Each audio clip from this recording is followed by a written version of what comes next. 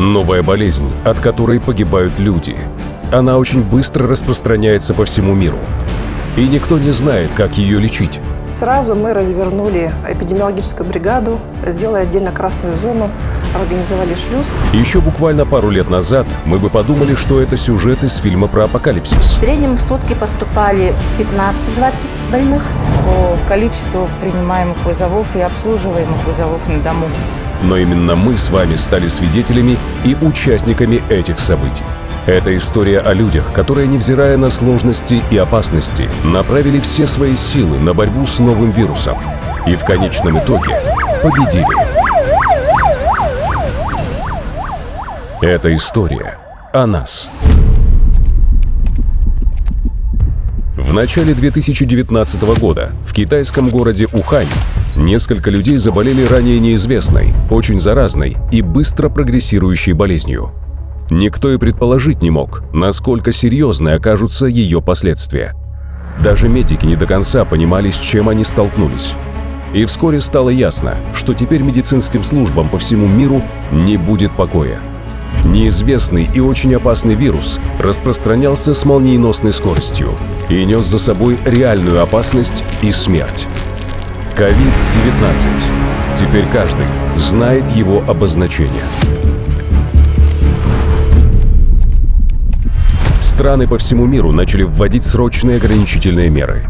А вирус распространялся все дальше и дальше, захватывая весь мир, государство за государством, пока не добрался до нашей страны и до нашего города. 17 марта 2020 года, после обнаружения на территории нашей поликлиники нулевого пациента, вся жизнь в республике и в системе здравоохранения поменялась. Первая поликлиника города Якутска носит цифровое обозначение номер 1. И так уж распорядилась судьба, что именно сюда был доставлен первый в республике заразившийся новой болезнью пациент.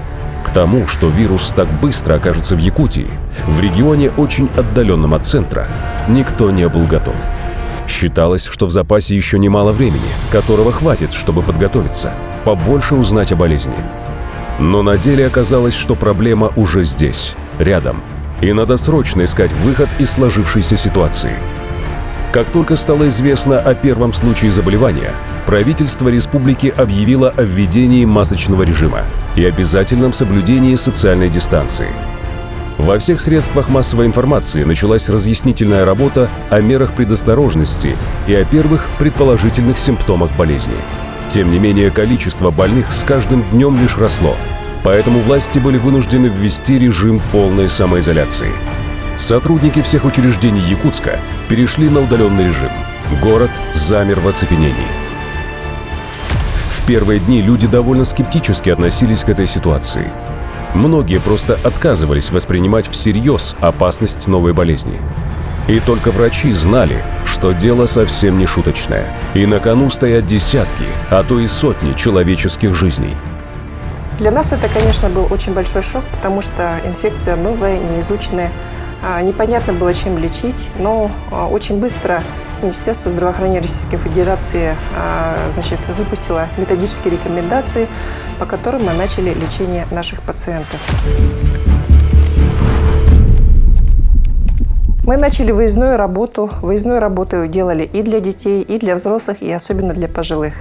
Сразу мы развернули эпидемиологическую бригаду, сделали отдельно красную зону, организовали шлюз. У нас работало в этих эпидбригадах 47 врачей и 46 медицинских сестер. Чуть позже для обеспечения безопасности медперсонала в город привезли средства индивидуальной защиты и специальные для таких случаев закрытые носилки для больных. Были мобилизованы все силы и доступные средства для полноценной работы поликлиники. Транспорт, персонал, медики работали в полной изоляции, причем не только от населения, но и от своих родных. Они располагались в отдельных комнатах в специально отведенном помещении. Подход к работе в поликлинике тоже пришлось полностью пересмотреть. Если раньше пациенты сами приходили на прием в поликлинику, то теперь в режиме полной самоизоляции врачи начали ходить по адресам и оказывать на месте необходимую помощь.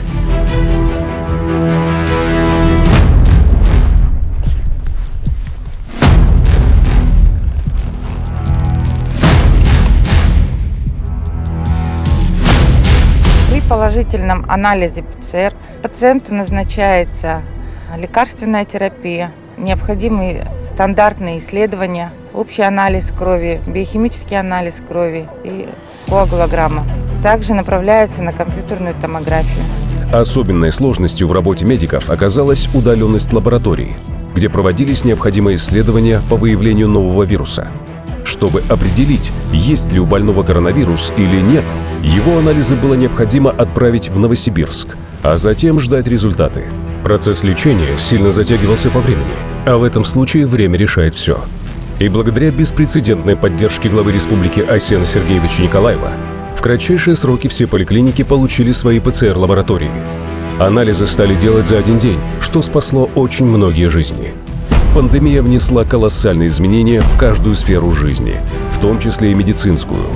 СИЗ теперь не просто непонятная аббревиатура, а надежная защита, без которой не осуществляется ни один выезд врача. Ведь риск заражения самих врачей по-прежнему очень высок.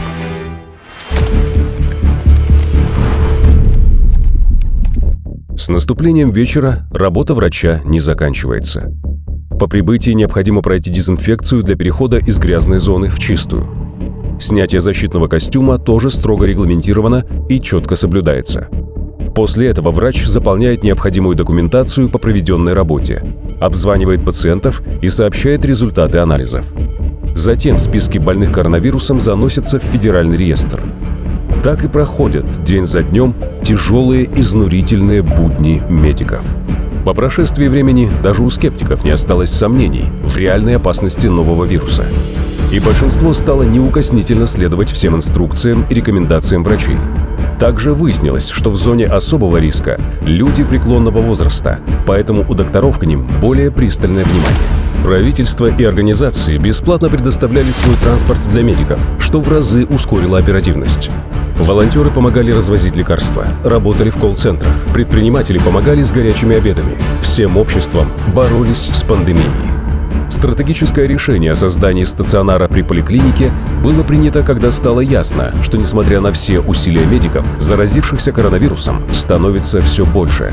В июне 2020 года в связи с тем, что очень много стало пациентов, у которых уже мы не могли лечить амбулаторно с осложнениями, мест в стационаре не хватало, и наша поликлиника, как и другие поликлиники, мы развернули инфекционный стационар. Это для нас дело новое, потому что мы сотрудники поликлиники, все врачи работают в амбулаторных условиях. Мы были вынуждены развернуть буквально за один день стационар на 120 коек с круглосуточным пребыванием пациентов и лечением. Но мы с этой задачей успешно справились, и в течение полугода мы работали не только на амбулаторном лечении, но и в стационаре. Наш стационар был рассчитан на лечение больных легкой формой коронавирусной инфекции, но в связи с тем, что ситуация ухудшалась, с октября месяца мы начали принимать легкой, средней, и даже были случаи, когда мы лечили КТ-3 больных с 60% и более поражением легких. С первых же дней стационар начал работать в полную силу. День за днем, ночь за ночью. Доктора, не зная сна и отдыха, боролись за жизни людей. И их труд был вознагражден. Появились первые выздоровевшие. Это вселяло надежду. А радость и благодарность в глазах вчерашних больных были лучшей наградой. Бастакы поликлиника кора түрдүнә улахан поликлиника үлһеттеригер барытыгар улахан макталбын ынырык түргенник бу ыры утары көмөң ороннор жоңго көмөлөһөннөр атакпытыгар турайжар бытыгар ден улахан макталбын тирендебин. Хотелось бы поблагодарить врачей, медсестер, медбратьев, санитаров и хотелось бы пожелать, чтобы дальше работали в таком духе, помогали людям вылечиться от этой болезни. Со временем ситуация начала стабилизироваться. Когда количество больных сократилось до минимальной отметки, казалось, что медикам наконец удалось обуздать этот страшный вирус. Постепенно снижались ограничительные меры. Режим самоизоляции был ослаблен. Медучреждения перешли на более спокойный ритм работы. Люди начали выходить на работу. Все еще сохраняя ограниченный режим работы, стали открываться кафе и рестораны. Город постепенно возвращался к привычной жизни. Наступило 1 сентября. Не забывая о строгом масочном режиме и об обязательном соблюдении социальной дистанции, школы и детские сады распахнули свои двери для ребят. Госучреждения также начали свою работу. Но несмотря на все меры предосторожности, в конце месяца число больных коронавирусом снова начало расти. А к середине следующего стало понятно, что прогнозы на будущее неутешительные. Власти были вынуждены вновь ввести строгие ограничения и режим полной самоизоляции, а поликлиники вернулись в режим повышенной готовности. Стабилизировать ситуацию и устранить критическую опасность медикам удалось и в этот раз. А необходимость работы в новых условиях дала колоссальный опыт. Теперь большая часть функций поликлиники переведена на цифровую платформу, и информация среди медперсонала распространяется мгновенно. Ускоряется работа всего медучреждения, а значит и помощь больные получают в разы быстрее. Пациент звонит в колл-центр, у нас единый номер, то есть мы принимаем как взрослого и детского населения. Оператор принимает вызова и посредством новой программы, электронная медицинская программа, передает напрямую все вызова и обращения пациентов к врачам посредством мессенджера Telegram. Благодаря специально созданному приложению взаимодействие между пациентом и врачом стало гораздо эффективнее, в том числе и по времени.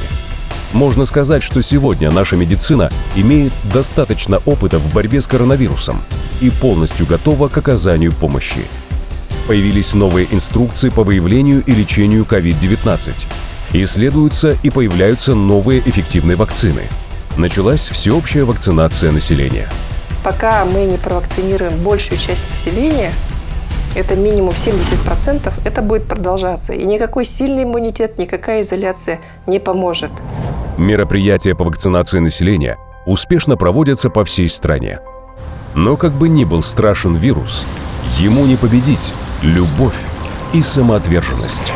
Я хочу поблагодарить весь коллектив нашей поликлиники, всех медицинских работников нашей республики, нашей страны, всего мира, которые встали защитой всего населения от такой опасной инфекции.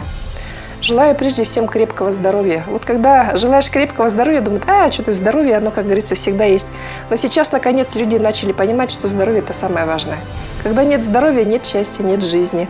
Вообще ничего нет, нет будущего. Поэтому берегите свое здоровье и будьте здоровы.